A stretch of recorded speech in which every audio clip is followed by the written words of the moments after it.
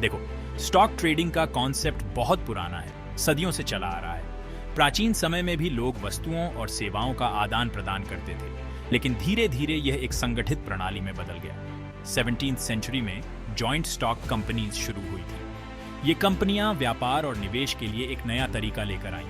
इन companies में investors मिलकर पैसे लगाते थे और प्रॉफिट शेयर करते थे। यह एक सामूहिक निवेश का प्रारंभिक रूप था, जिसमें जोखिम और लाभ दोनों साझा किए जाते थे। 1602 में बनी डच ईस्ट इंडिया कंपनी इसका एक बहुत बढ़िया उदाहरण है। इस कंपनी ने वैश्विक व्यापार में एक महत्वपूर्ण भूमिका निभाई। इसने शेयर्स जारी किए जिन्हें इन्वेस्टर्स खरीद और बेच सकते थे। यह पहली बार था जब लोग किसी कंपनी में हिस्सेदारी खरीद सकते थे। यह मॉडर्न स्टॉक मार्केट्स का एक अर्ली प्रिकर्सर था। इसने भविष्य के संगठित शेयर बाजारों की नींव रखी। लंदन में कॉफी हाउस व्यापारिक चर्चाओं के केंद्र बन गए थे। यहाँ व्यापारी और निवेशक मिलकर व्यापारिक योजनाएं बनाते थे। शेयर्स ट्रेडिंग के लिए इनफॉर्मल हब्स बन गए थे। ये हब्स व्यापारिक गतिविधियों के लिए महत्वपूर्ण स्थान थे। इन्हीं इनफॉर्मल गैदरिंग्स ने ऑर्गेनाइज्ड स्टॉक एक्सचेंजेस की नींव रखी। धीरे धीरे ये हब्स औपचारिक शेयर बाजारों में बदल गए। जैसे जैसे ट्रेड और इन्वेस्टमेंट बढ़ता गया, वैसे वैसे मोर स्ट्रक्चर्ड सिस्टम की जरूरत भी बढ़ती गई। व्यापारिक गतिविधियों को सुचारू रूप से चलाने के लिए एक संगठित प्रणाली की आवश्यकता महसूस हुई। अर्ली स्टॉक ट्रेडिंग में फिजिकल शेयर सर्टिफिकेट्स और फेस टू फेस ट्रांजैक्शंस होते थे। यह एक समय था जब डिजिटल लेन देन की कल्पना भी नहीं की जा सकती थी। 18th और 19th सेंचुरीज में दुनिया भर में फॉर्मल स्टॉक एक्सचेंजेस स्थापित हुए। 1790 में स्थापित Philadelphia stock exchange United states में पहला था। उसके बाद 1792 में न्यूयॉर्क स्टॉक एक्सचेंज बना। अटलांटिक के पार लंदन स्टॉक एक्सचेंज को फॉर्मली 1801 में स्थापित किया गया था। इन एक्सचेंज ने शेयर्स खरीदने और बेचने के लिए एक सेंट्रलाइज्ड और रेगुलेटेड प्लेटफॉर्म प्रदान किया। इस स्टैंडर्डाइजेशन ने ट्रांसपेरेंसी और इन्वेस्टर कॉन्फिडेंस को बढ़ावा दिया। मेजर स्टॉक एक्सचेंजेस की स्थापना मॉडर्न कैपिटल मार्केट्स के विकास में एक महत्वपूर्ण कदम था। न्यूयॉर्क स्टॉक एक्सचेंज बहुत जल्दी ग्लोबल फाइनेंशियल हब बन गया।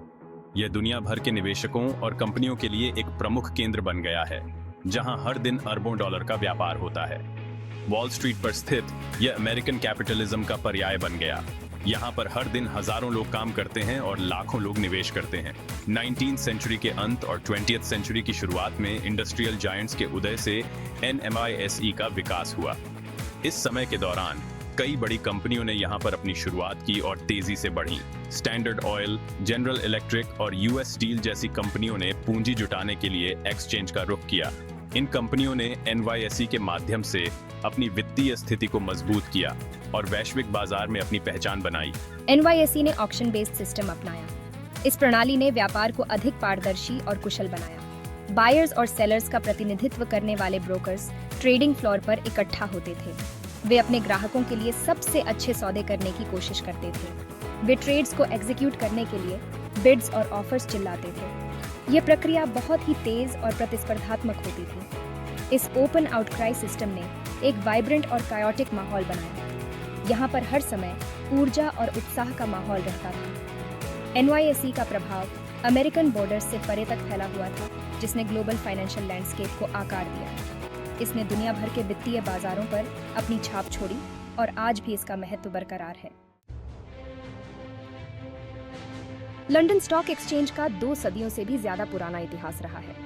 इसने ब्रिटिश एम्पायर के विस्तार को फंड करने में महत्वपूर्ण भूमिका निभाई। LSE की ग्लोबल रीच एशिया, अफ्रीका और अमेरिका के उपनिवेशों तक फैली हुई थी। इन क्षेत्रों में काम करने वाली कंपनियों ने एक्सचेंज पर पूंजी जुटाई। LSE शुरुआत में अपने ट्रेडिशनल अप्रोच के लिए जाना जाता था। यह फेस टू फेस ट्रेडिंग और ब्रोकर्स के नेटवर्क पर निर्भर था। समय के साथ LSE ने इलेक्ट्रॉनिक ट्रेडिंग और ग्लोबलाइजेशन को अपनाया। यह ग्लोबल फाइनेंशियल सिस्टम की आधारशिला बना हुआ है।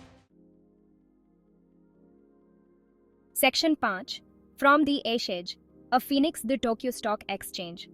टोक्यो स्टॉक एक्सचेंज या TSE का इतिहास रेजिलियंस और ग्रोथ दोनों से भरा है। 1878 में स्थापित TSE को 20th सेंचुरी में काफी चुनौतियों का सामना करना पड़ा। वर्ल्ड वॉर 2 की तबाही ने जापानीज इकोनॉमी की कमर तोड़ दी थी। TSE ने जापान के पोस्ट वॉर इकोनॉमिक मिरेकल में महत्वपूर्ण भूमिका निभाई। इसने जापानीज कंपनीज को पूंजी जुटाने और फिर से संगठित होने के लिए एक प्लेटफॉर्म प्रदान किया। टीएसई ने टेक्नोलॉजिकल एडवांसमेंट्स को अपनाया और इलेक्ट्रॉनिक ट्रेडिंग में अग्रणी बन गया। इसने ग्लोबल फाइनेंशियल सिस्टम में एक प्रमुख प्लेयर के रूप में अपनी स्थिति मजबूत की। Section 6 black Tuesdays shadow the crash of 1929 and it's aftermath. यह घटना इतिहास में एक महत्वपूर्ण मोड़ साबित हुई। 1929 का wall street crash stock market के इतिहास में एक बहुत बड़ा मोड़ था। इसने न केवल अमेरिकी अर्थव्यवस्था को हिलाकर रख दिया, बल्कि पूरी दुनिया पर इसका गहरा प्रभाव पड़ा। ज्यादा स्पेकुलेशन और ओवरवैल्यूड स्टॉक्स सहित कई कारणों से क्रैश हुआ। लोग बिना सोचे समझे निवेश कर रहे थे और जब बाजार गिरा तो सब कुछ बर्बाद हो गया। अक्टूबर 29, 1929 को, जिसे ब्लैक ट्यूसडे के नाम से जाना जाता है, डाउ जोन्स इंडस्ट्रियल एवरेज बहुत तेजी से नीचे गिर गया। इस दिन ने लाखों निवेशकों की संपत्ति को मिटा दिया। इसने एक ग्लोबल इकोनॉमिक क्राइसिस को जन्म दिया, जिसे ग्रेट डिप्रेशन के रूप में जाना जाता है। इस संकट ने लाखों लोगों की नौकरियां छीन ली और उन्हें गरीबी में धकेल दिया। इस क्रैश ने फाइनेंशियल सिस्टम की कमजोरियों को उजागर किया। यह स्पष्ट हो गया कि बाजार में बहुत सी खामियां थीं जिन्हें सुधारने की जरूरत थी। इसने बड़े पैमाने पर बैंकों को बंद करवाया, बेरोजगारी और आर्थिक तंगी फैलाई। लोग अपने जीवन की बुनियादी जरूरतों को पूरा करने के लिए संघर्ष कर रहे थे। इस क्रैश से मिले सबक ने रेगुलेटरी रिफॉर्म्स को जन्म दिया। सरकार ने महसूस किया कि बाजार को नियंत्रित करने के लिए कड़े नियमों की आवश्यकता है। इन्वेस्टर कॉन्फिडेंस को बहाल करने और भविष्य में होने वाले संकटों को रोकने के लिए 1934 में सिक्योरिटीज एंड एक्सचेंज कमीशन या SEC की स्थापना की गई थी। SEC ने निवेशकों की सुरक्षा के लिए कई महत्वपूर्ण कदम उठाए। Section 7 the digital revolution technology reshapes the market. 20th century के उत्तरार्ध में स्टॉक मार्केट्स पर टेक्नोलॉजी के परिवर्तनकारी प्रभाव को देखा गया। कंप्यूटर्स और इलेक्ट्रॉनिक ट्रेडिंग प्लेटफॉर्म्स की शुरुआत ने ट्रेडिंग प्रोसेसेस को ऑटोमेटेड कर दिया। इससे स्पीड और एफिशिएंसी बढ़ी। Investors real time market data access कर सकते थे और आसानी से ट्रेड्स को एग्जीक्यूट कर सकते थे। इंटरनेट और ऑनलाइन ब्रोकरेज फर्म्स के उदय ने बाजारों तक पहुंच को डेमोक्रेटाइज्ड कर दिया। इंडिविजुअल इन्वेस्टर्स अब अपने घरों से ही स्टॉक्स खरीद और बेच सकते थे। इससे रिटेल इन्वेस्टर पार्टिसिपेशन में तेजी आई। Section 8 globalisation and its discontents, interconnected markets and new risks. Globalisation के कारण दुनिया भर के स्टॉक मार्केट्स के बीच इंटरकनेक्टेडनेस भी आंच गई। एक मार्केट में होने वाली घटनाओं का असर बाकियों पर भी जल्दी ही पड़ सकता था। 1997 to 98 के एशियन फाइनेंशियल क्राइसिस ने कंटेजन इफेक्ट्स की संभावना को प्रदर्शित किया। 1998 में रशियन डेट डिफॉल्ट ने ग्लोबल मार्केट्स में खलबली मचा दी। ग्लोबलाइजेशन ने इन्वेस्टर्स के लिए नए अवसर भी पैदा किए। वे इंटरनेशनल मार्केट्स में निवेश करके अपने पोर्टफोलियोज को डाइवर्सिफाई कर सकते थे। हालांकि इसने इन्वेस्टर्स को नए जोखिमों से भी अवगत कराया, जिनमें करेंसी फ्लक्चुएशंस और पॉलिटिकल इंस्टेबिलिटी शामिल है। Section 9 navigating uncertainty, the 2008 financial crisis and beyond. 2008 financial crisis great depression के बाद से सबसे भीषण इकोनॉमिक डाउनटर्न था। इसकी शुरुआत US हाउसिंग मार्केट से हुई, जहां सब प्राइम मॉर्गेजेस को कॉम्प्लेक्स सिक्योरिटीज में बांट दिया गया था।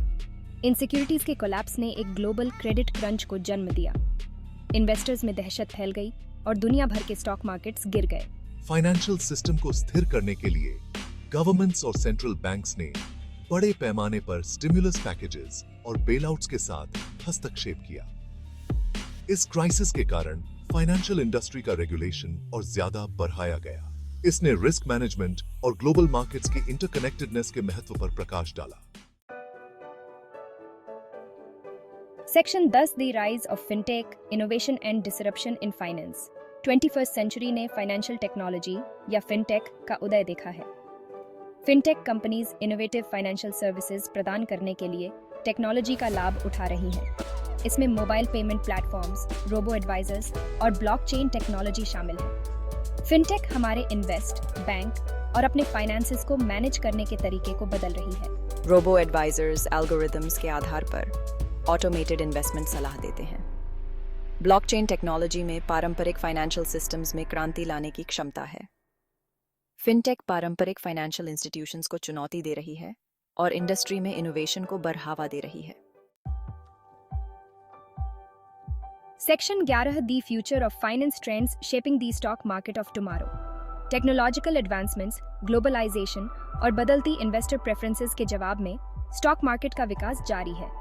आर्टिफिशियल इंटेलिजेंस और मशीन लर्निंग इन्वेस्टमेंट स्ट्रैटेजीज में एक महत्वपूर्ण भूमिका निभा रहे हैं। सस्टेनेबल इन्वेस्टिंग, जिसे ESG environmental, social and governance investing भी कहा जाता है, तेजी से आगे भी बढ़ रहा है। इन्वेस्टर्स अपने इन्वेस्टमेंट्स के एनवायरमेंटल और सोशल इम्पैक्ट पर ज्यादा ध्यान दे रहे हैं। स्टॉक मार्केट का भविष्य टेक्नोलॉजिकल इनोवेशन, रेगुलेटरी चेंजेस और इन्वेस्टर्स की इवॉल्विंग जरूरतों से तय होगा।